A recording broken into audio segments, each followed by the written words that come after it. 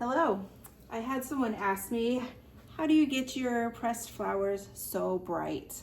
The answer to that is they don't always turn out so well.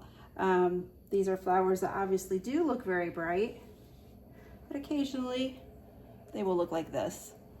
So there's some factors that go into why that might happen. So I'm going to just show you briefly how you press a flower using a flower press. So this is a flower press. It's one that I just made myself. Just some boards, put some screws through it so you can clamp it down really tight. But I don't always use a flower press. Sometimes I simply put the flowers in a nice big book and put some other books on top of it for some weight. Occasionally I'll put them in between a couple pieces of paper and put that in between some cardboard and put that under some books. So you really don't have to have a flower press in order to press flowers well. All you really just need is some paper, something to smash your flowers in between. So,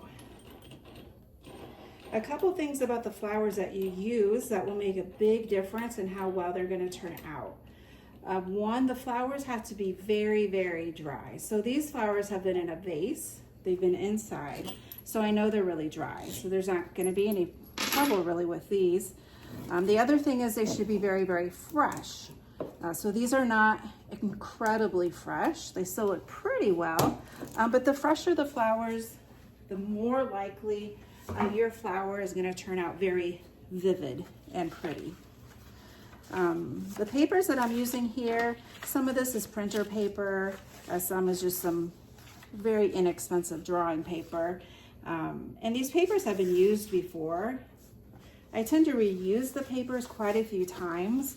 The only time that I'll throw the papers away and not use them again is if one of the plants molded. So say it was a little wet and I put it in there and pressed it, well then it will mold. So at that point you do need to throw those papers away. So just cut your flowers off like this, put them face down on your paper, and it kind of depends what kind of flower it is, what you're going to do with it. But for these, I have pretty good luck just cutting them and putting them face down right on the paper. Now, if you were to do this particular one, what is this, a carnation? Because it is so bulky, if I were to put it in there and press it, it would mold. There's just too much to the flower. There's no way you can get it to dry before it's going to mold on you. So just cut it in half. Pretty simple.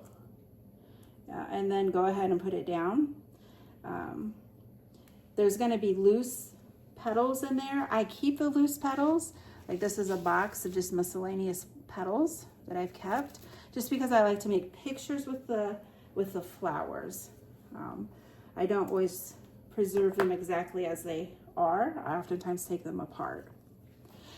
So then, after you have all the flowers that you want on your paper, you just put another piece of paper on top, and then you would put this back down.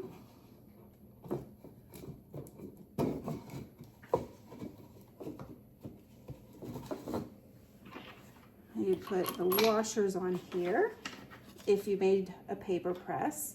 If you're putting it in a book, you just close the book and leave it alone. Now, how long are you going to leave it in here? That answer can really vary. If it's a very thin flower, it could be done in as little as a week. Sometimes they can take 3 weeks to really be done. So there's not a set amount of time. The important thing is, you know it's done when it essentially feels like paper and it's not very bendy. So I'm just clamping these down and making them all pretty firm.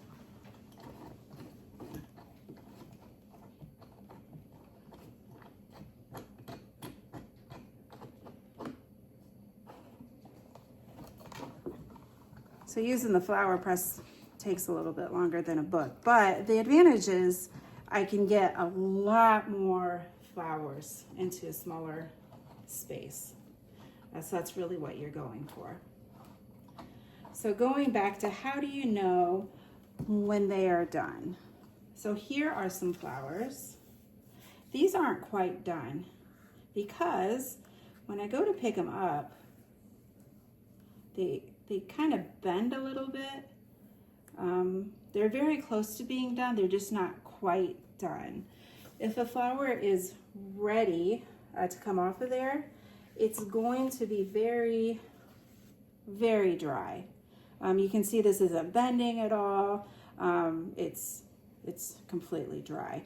It's not going to be floppy. If it's still floppy, it's not done. You need to put it back in there and maybe check it again in another week. And then going back to these flowers, why did they turn so brown? I told you one of the reasons is the water content, but also some of these flowers, they probably should have just been separated into their individual petals and they would have dried a little bit better. So sometimes if you leave a whole clump of flowers all together like this and you press it, it's just too many flowers on top of each other, and then it tends to either turn brown or it can mold.